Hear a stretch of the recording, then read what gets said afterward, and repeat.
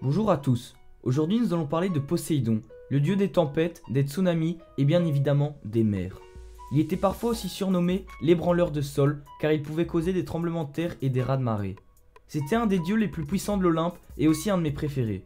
Nous allons voir aujourd'hui ses caractéristiques et les principaux mythes autour de lui. Poséidon est le frère de Zeus, Hadès, Déméter, Héra et Hestia. Il est le fils de la titanide Rhea et du dieu du temps Cronos. Cependant, juste après sa naissance, il fut englouti par son père qui avait été prévenu par une prophétie comme quoi il serait détrôné par un de ses enfants. Sauf que Zeus, son frère, ne fut pas avalé grâce à un subterfuge de sa mère Rhea. Il se révolta donc contre son père et obligea à recracher ses enfants.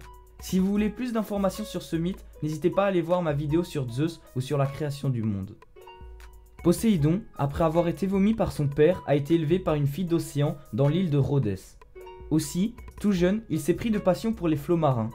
Lorsqu'avec ses deux frères ils partagèrent le monde, tout naturellement, il choisit de régner sur les mers. Il les peupla alors de poissons et d'animaux marins et provoquait les mouvements des vagues, tantôt douces, tantôt gigantesques. Poséidon avait très mauvais caractère et se disputait avec tout le monde. Sa tête était couronnée d'algues. Il avait aussi une chevelure et une barbe de couleur bleu-azur. Il vivait dans un splendide palais sous-marin. Son épouse, Amphitrite, une des Néréides, siégeait tout le temps à ses côtés. En guise de sceptre, il tenait dans sa main un trident dont il frappait la mer pour provoquer des tempêtes et des tsunamis. Il parcourait son royaume sur un char attelé de chevaux très rapides à la crinière d'or. Avec son épouse Amphitrite, Poséidon eut un fils, Triton, qui avait un corps humain comme son père et une queue de poisson comme sa mère. Il avait aussi comme enfant beaucoup de petits tritons qui nageaient autour de son char. Ses autres enfants les plus connus sont Pégase, le cheval légendaire ailé et bien évidemment Polyphème, le cyclope qui enferma Ulysse et ses compagnons dans une grotte.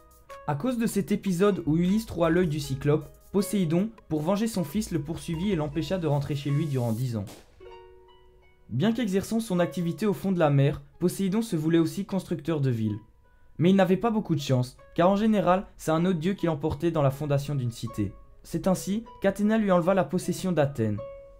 Cette histoire commence lorsque le roi Kécrops veut donner un nom à la ville qu'il s'apprête à construire. Deux dieux se disputèrent alors la gloire de patronner la nouvelle cité, Poséidon et Athéna. Pour mettre fin à leur querelle, l'assemblée des dieux décida que sera vainqueur celui qui offrira le plus beau cadeau. Poséidon frappa de son trident le sol et en fit sortir un magnifique cheval. Athéna, quant à elle, fit pousser le premier olivier. Cet arbre, fournissant une huile précieuse, est sans conteste le plus beau don fait aux hommes.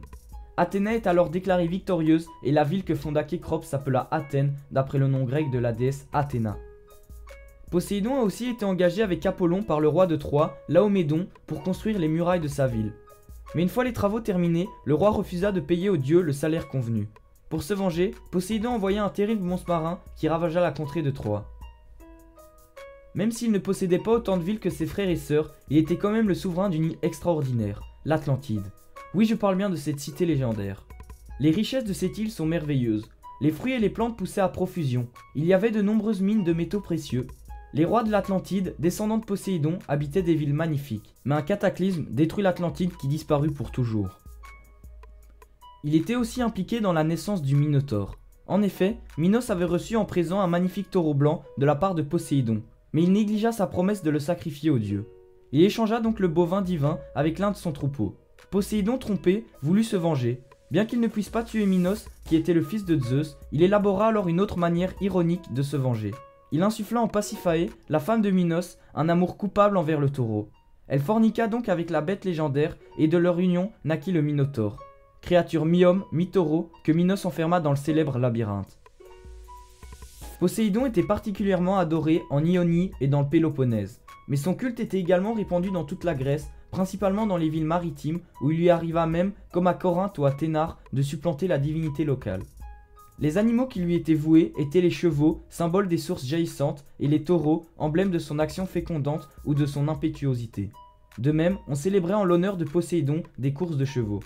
Alors voilà, c'est tout pour la vidéo d'aujourd'hui, merci à tous de l'avoir visionné, j'espère qu'elle vous aura plu, et n'hésitez pas à mettre un pouce bleu. Sur ce, merci à tous de suivre la chaîne, et je vous dis à la prochaine.